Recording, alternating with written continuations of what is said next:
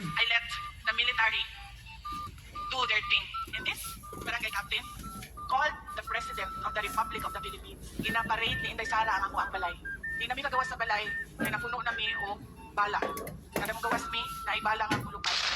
I think the secret to success in making a strong city, a strong province, is the unity and cooperation of the government and the citizenry.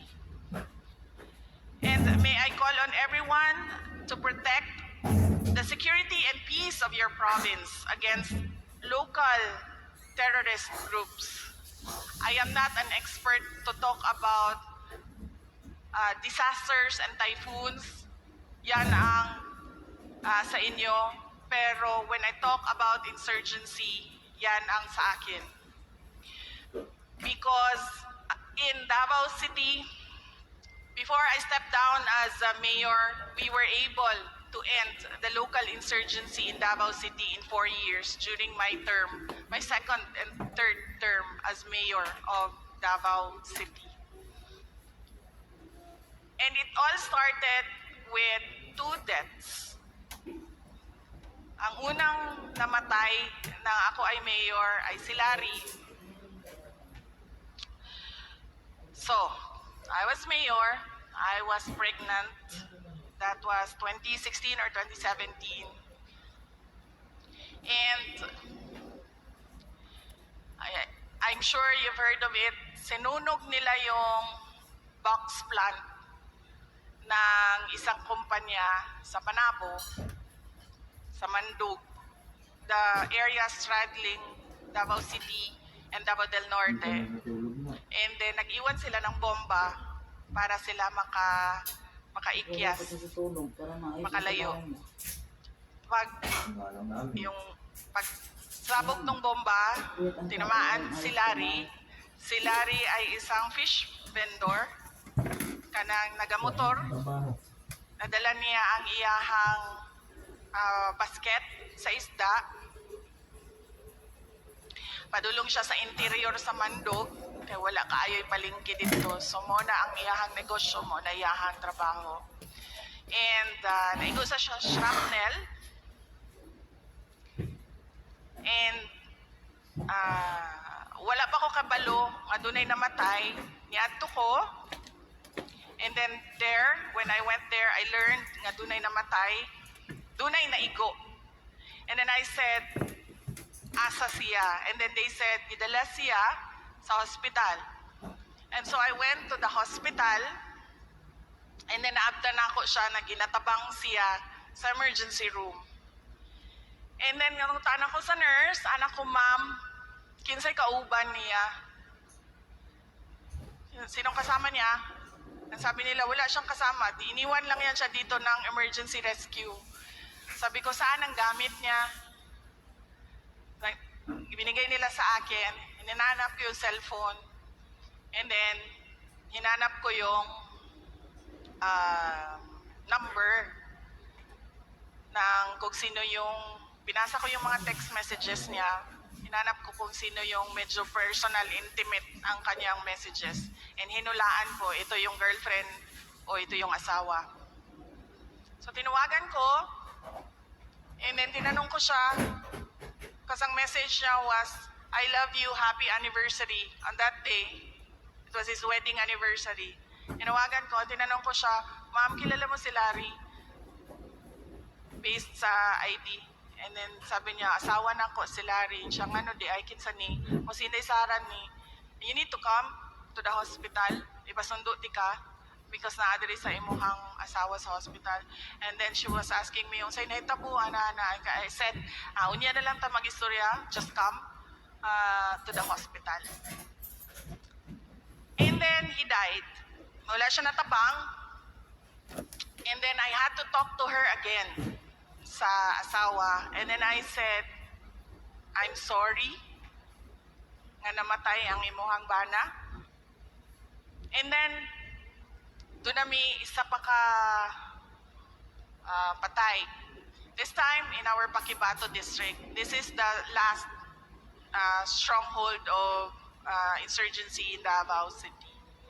I do not remember if it was an operations or an ambush, but junior officer of the Armed Forces of the Philippines died doon sa Paquibato. And then, he was not from Mindanao. He was from Antique. So inayos namin, pumunta ako sa funeral home. Tinanong ko sila, naayos na ba yan? Okay na daw lahat. Ibalik nila ang patay nga lawas na doon na sa Antique, iatod na sa ginikanan, anak ko. May I talk to the parents? Because he was single, wala siyang asawa, walang anak. Sabi ko, pwede ko bang kausapin yung nanay? So, binigay sa akin yung cellphone, pinakausap sa akin yung nanay, and I had to say sorry again. I'm sorry that your son died. And, ang sagot sa akin ng nanay, siya, Inday Sara, hindi naman pwede na lagi na lang ganyan, mamamatay yung mga anak namin. And, after that conversation, I thought to myself, bakit ako ang nagsasorry? Ako ba ang terorista? Ako ba ang gumawa ng bomba? Ako ba ang bumaril kay Jay? Bakit ako ang nagsasorry? So, what I did was invest all my effort into a program that we call Peace 911 in Davao City and address the problem doon sa Paquibato district namin. Pinuntahan namin ang mga tao, kinausap namin ang mga tao. Lahat ng gusto ng mga tao, ginawa namin doon sa kanila. Ang sinabi ko lang, in exchange, suportahan ninyo ang administration ko as mayor. Sumuporta kayo sa gobyerno. And we had one barangay captain na ang buong barangay NPA, pati ang barangay captain NPA sa Paquibato district. Of course, dahil NPA siya, hindi siya mutuog yun kay Inday Sara.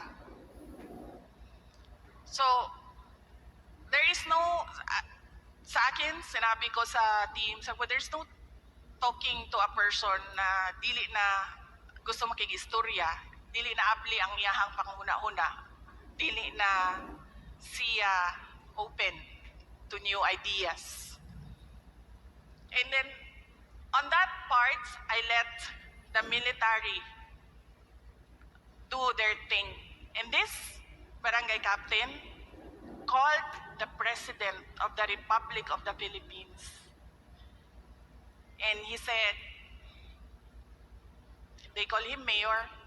Mayor, si Kapitan, kuan ni, kahinomdom ka na ko, di ba amigo manta, dinhi, ako sa barangay kuan, nakabisita ka dinhi sa amua. Gina-parade ni Inday Sara ang ako ang balay. Di nami kagawas sa balay, kay napuno nami og bala.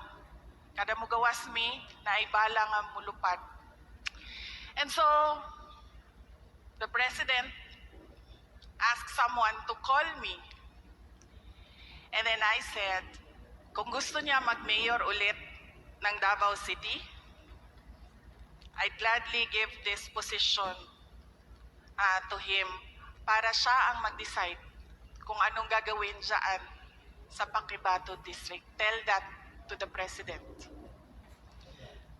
So I just want to emphasize to you that the secret, as I said earlier, is the cooperation between governments and the people. And the success is in the hands of the governor and the mayors. It is quite a complicated process. Kaya hindi ko sinasabi sa mga mayor, sa mga barangay captain na lumaban kayo kasi hindi ko naman ma-reassure ang security ninyo 24 hours a day. because ambush happens. At any time of the day, isang bala lang yan, tapos ka na. But what I am always telling our mayors and our barangay captains na kausapin nyo yung mga tao. Nandiyan